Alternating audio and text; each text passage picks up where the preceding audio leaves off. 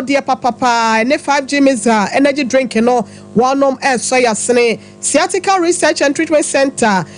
busia 21st clinic and I just one so kofa baye ne nam so sciatica yade no one de aye hwehwemu ama wo to ase ma yade nka ye bia so no wo kana che e de afiri ni pedie ne mu OCP fertilizer eka ho ebi and a St Paul's cooperative credit union so boye chi dom ne anopa ya yade ni nyina mu nsem eba bedan mo na 21st clinic Europe town no so no wonom edi echi denden dia brese fatamu no won nsem ya esi ase na busia yede bedan mo medi do hene yire maame ekua yeboa esia mabronya fe yengibre ne adaje na ensem no se de esitie no yentime emfa ennan mo Ebusia ya shansam na se e de free senate wonum hotels best makoma konan emu obu pembes aduosia 60% ya ekuo bi ana ya rua ya friend Brian Champion ya ne dia wo kire se wo kwa akoto ne ho na wonum de aba betu dwa se ewo mu se ekuo ya babonten ana se adwumakuo no mababonten e kire se saade no wonum anya ntobiem na so no na grat de aba betu dwa e kire se ansa na wonum wankasa no wobehu se wonum bodo ya senate nyina no na tua no ma me ohene senensa no sensaya na se wonfa krata bi ana wo ma bonte mekasa ye enkyere se ampa saade no na sa japade no nya de a wo makwan ama ya to anya de a wonom no wonom benya akomaye mu ana sa akomatoye mu yewra angel carbon wono ye president Edeman Nagrat woni ye twetwe nkomo nsem odema ye no na doso pa Information this morning. I have had discussion with leadership just a few minutes ago. We indicated that from what I see, that statement has not been signed. We have not seen the signature of the board chair of NIC. If you have the signed one, I stand corrected. But with what we saw, there was no sign, or it was not signed. We have some little apprehension with regards to that. But if it is authentic, it will really play a very vital role in the that we are going to take by the close of day or tomorrow. As for the Brother Champo part, we were not taking that into consideration like we are taking into consideration the announcement by Smith, because Brother Champo is just one of those who applied to purchase the hotel. Assuming Smith does not take a decision to abrogate the sale, then with the withdrawal of Brother Champo, another person just gets into line. Don't forget, the former chairman of the New Patriotic Party came on air and said that they even gave a higher bid and they were denied. We are in a technological age and people are capable. Ebusia nipa ya tine nke wono ene ya president Edeman Nagrat ko no yewra Angel Kabono ene ni din na eno achi no ena president Edeman Ghana Registered Nurses and Midwifery Association era perpetual for ampofo wono so ede kakra eto apanyi ede yesu sei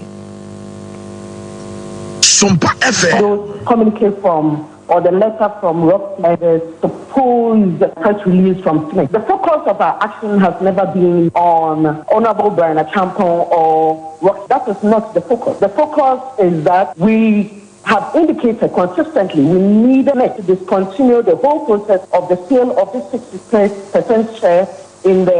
those 4 hotels. The times we had to go through yesterday to issue the various statements. Even after this morning, we are not done here. We went through the trouble of using the trust systems to reach out to our council members, take those decisions, and write our letters and sign them. I'm not seeing any seriousness from the board of Smith. I'm taking us seriously. You see, in this day of AI and everything that can be done electronically and all of that, what shows that this issue is of importance to the whole nation. Organized labor has gone through the trouble of holding a press conference and doing what it needs to do to safeguard the interests of workers and the good people of Ghana. Senate cannot use just this medium to just send out information. You see, we want them, what they could have done was hold a press conference, issue it, and give copies to the media. Or put it on their letterhead and duly sign it. They could have also written to organized labor to say that, yes, we've heard your call. This was the decision we have taken. Going forward, we want to engage with you to ensure that, to find strategies. So I cannot be on this call with you and tell you that based on what has been issued, we are calling up all actions that we have sent out. So that is the position. And I wish you Ebusia ye free one near the near Chemo, a way John Dramani Mahama Frankatuni demandis Yamanyoko no. And then I watch you Chemono and our Koshia. One more can be a warm a war Amanyoko and I say Amanyo and Chiche Yaho, our Kimpiski Go Coast Hotel. Na no more and what done some do na a day. Nay, some more what can Yano and I'm so I'm a penny quantra or no ena ekasa edemayera Dr. Mahmoud Baumia Dennis Miracle Abuajewa Babonte atutubi edemayera JDM. What I think was missing was probing. Again, I mean, I watched from beginning to end. I would watch again tomorrow if he does it, because that is what democracy is all about. I have said and I have insisted that this 2024 elections is not going to be about emotions and about rants. It's going to be about the... Because thankfully, we have a population that, even if I cannot read, I have a child that has benefited from free secondary education and at least can read and decipher the issues and advise me. We are in the age of AI, fast-paced, social media. So people are a bit more discerning than we were in 1992 when it comes to electoral issues. So it's purely on issues. So I would watch again. And I feel that if the former president tells you, and he was quite emphatic, that I actually launched free SHS. I launched free SHS. And how can I be against something that I launched? And that one of his bases to support his position is that when you go on Google, you have his opponent saying that, or lauding him for launching free SHS. I think that, to be fair to the viewers, it should have been a follow-up question. I have lauded him. The principle is good. We should encourage it and line up all the other political leaders to do similar ones. Engaging the media is just you talking to the people through these people. So the format doesn't have to be Kempiski with a big screen behind. And Ebusia na chese yera Dennis ni semwa na walk ni nyina no efa yera JDM okọ eye Kimpiski Hotel wono na free senior high school ho semwa de kotuja na amanfo bisa ne nsem de afa ho wantimi anyia no no na watch se na wo se wotimi yi nanim no ogina brand se bema na wotimi yi nsemfo na se wadwane nsemfo no de a na chese ase won hyada ni bibipa bi aka e de first senior high school eye no eye mekọ kwa no ho ye free wo na ye free ni nkyeremu e wo Crossack woman so best na watch mienu ni and I want them to condition of service. I would do be any one sika bi wo akwa ka ban ne ho eno nti no pani bia sefata na katua dia na aban no enhwenfo akatua ma wonom na ne me betimi aboa mu asetena mu so adiye no aban ensa enfa MP wonom so esansa aban ne nyeye nti no wote wo ho egu atue mu ya strike no de hyehyɛ so ye ka say ya nyakopon ayadom ama wonom etrese wo mu ni panyunfo ahia ama anobo anoso no ye etimi atoye ama strike no wode ne nyina ekọ awieye na numu na wonom etrese aban ankasa ema ne panyi pa ya wono ye futufo de ma no ebegina mu bi afiase ye hwe sikasem so aso ye hwe enwuma ne apede ho nsem so ebaye na wonom so wo mu tua kanso no meche fair wages and salaries commission for so etimi baye ya wo mu nyina no ene Crossack for etimi tena se a ena no fiada ekọwie sese de akoma toyem ama wonom esa ahye won madwuma se eno nti Crossack ko ya chese wo mu call strike bese na watwe mienu ne no ene akọ mensina assembly ahodo ne gropon assembly ahodo na wohu wo mu no nyame ya adom da wo mu ebesa akọ wonchi na dwumade ye sefata so wo mu ye no wonom aye ama no etimi ahye eneonyam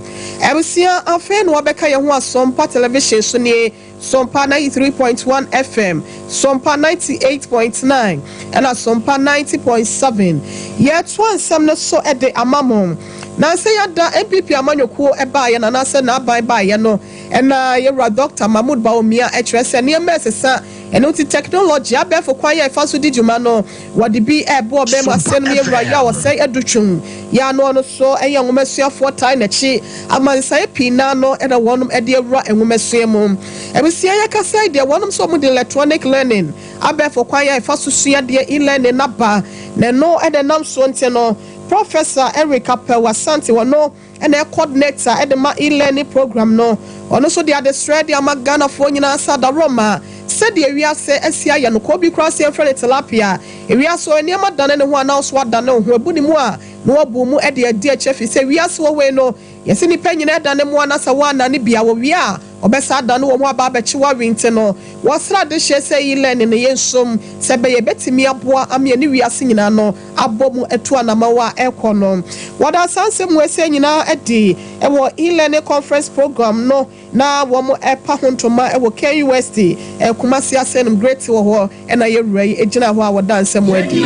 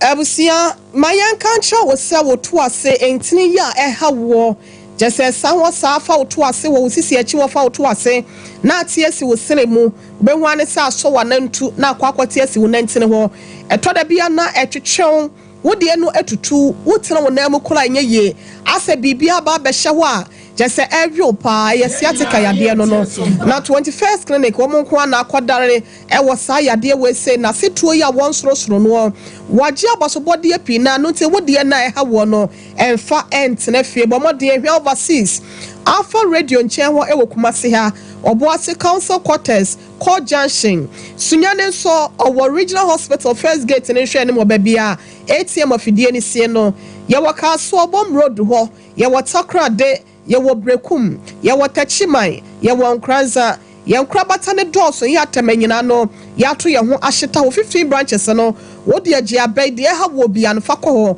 na won hwentu ase emfama ebia wo sɛ mu yade wo brɛbo mu yade wo ha bia ya ba besie ni pedua no so ye frɛ ne yade de eye 0540 311 311 0540 311 now almost 21st clinic was see what the Europe tour no she so ni nyina asiatica yade ya wo kwa koto ase no nti no mo betimi ebuki na wotimi aba ho no aba behwe mo bia mo yekuo anase bi krampo na wo ya ankrankra busia anase bia wo asori anase bibisa pese ye ba ho ne yetimi ba behwe wo ne wade hia anase wasori ma 0244 915 116 0244 915 116 na asiatica ne de abusia eno anisa wo frɛ 21st clinic for no 0540311311 Ghana for ne mam wa mo no nyina kura no betimi afrɛ na bibia so etimi akoye ede amamo na miso free drink and 5G miza no wo pa no no dia ya ede ano no dia ya preservative bi anim ano no dia bia kyese wodwa so bia no twa ne dia efisa ho dey ene apomden ye wo mo no edi twam dia na ye miso free drink bamode ama won sanka bi na 5G miza no so no wonu bie no na ehye ukubu ho ode mu na wagina won na so aye adwumaden ema ne 0246 270221 0246 270221 Afeya Kanfu St. Paul's Cooperative Credit Union Fama Ebusia one se 28th annual general meeting no baso enunte no Bamodian fa ho ehye mu bi kwapa obefa so na watimi atoto niema ama credit union na se one credit union wagina brane na ebre mu odin we say no wahabia enshada emfama wonom ene wadwadifo so na no nti ena wonom yes adwumade we say ewo amakom St Paul's College Church of Father Asaris Parish Hall ena nyame ya adomu a ena kwasie ena adwumade no eba so ewia donko pepepe 1 p.m. now our savings account current account two savings kiddy savings ene de keka ho de omo ye ne doso ntene fa ho hyem na fe kra na wo ba nso so abetimi aba na wa ba behwe adwumade ni bi no watie bi na so do ho ahyem ebusia wo pe eye nchechemu bi a obetimi afre aba we say 032249540 na enema konkan di amount esu no etoto na nanu akuafo mo brenie opese wankasa no baye no eso abribra na edoso edema wudi a na ye OCP Ghana Limited on fertilizer ya wodi aba adwaso ye OCP NPK 15 anase OCP NPK 10 no na wanya na de kugugu wankasa no baye no so sa we ye patra sa wodo mo sa wodo ede mesra de wo ye bia no wo de ewo hokọ na kwaji bi na enema nkoye mfama 0555 909 437 0555 909 433 emai mienu abusia de obeye bia na se de obefre bia no ye beje so afe ye hwe na yenko awokansie mu ensem tew na yen sore adwaso abusia ansa na yebekọ eye Europe no ma yenhwe na Ghana ha se no mo de no de wo ne yefa emrem democracy cup ya eda Accra House of Folk never say die until the bones are rotten ene krobia refer center kotokometema wukuma pemo apembeba no wonom ede no baso nyame ya adom eda wukuada Wednesday here day anemia 17th of July 3 p.m. Our Ohinijan Sports Stadium ewa Accra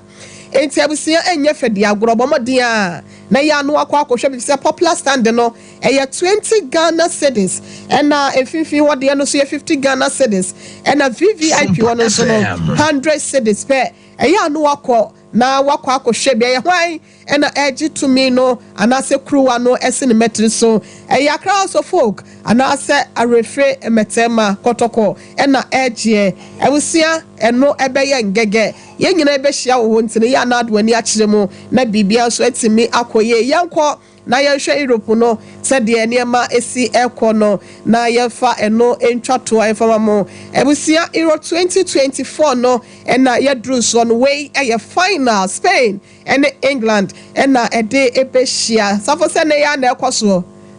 7 p.m. ene anyira ebedwa enti no so de wo ho no na yede amamo no na Spain England de we amanfo na yi we si Spain ebeje we si England na ebeje hwan na ekoho a ebetimi abo busua shebre ene ebre ne krabia na ebechire ye fancy ase no na ye na ye Asante ye bo Benedict ase we semufo panyin screen ye wasompa 93.1 kase dem sompa 98.9 kase dem na eye sompa 90.7 kase apam dada ne drum no systematic papa toast mo ye da wonom nyina ase wo ahine champion brother Philip ene mo amaka ne nyina bawa ene me mekuma madam champion mo wo ahine yire yakopon enhira mo nyina mechia mo nyina na eye be masafo kantanka enso so eboye chido mazuka na Felix omo na twa ye fa social media and so a wo search fidie ni fruma edema me Prince enso na hwa ya Sompa television so no wo share live ewo ho abusia midi de wo hine yire ma me akua yeboa esiama bronya yakopon eye adomo a me sorry de ensempa eba wakwemu na bibia so atimi atoye e de amount Sompa FM na wo to ase na fa wo siremu na fa wo nasia 21st clinic aye sciatica expert sciatica no wo nerves na wo to ase na fa wo siremu na fa wo nasia besi ase ho no se ho techema eno ene ye fa na sciatica na etimi bubu wo to ase ka wo se dwe wo sirem wo je wo ba bia enye na eno na 21st clinic ba ye adwuma pa wo mu ye ntia baso bo magine wo Ghana ha ene amono ne enya asem ketua Womuji international awards ahodo womuji local awards ahodo na anu nso na womu be the only sciatica research and treatment center in Africa bibrim hano ebi ni baby a gise 21st clinic nkwa womu de bibidro ene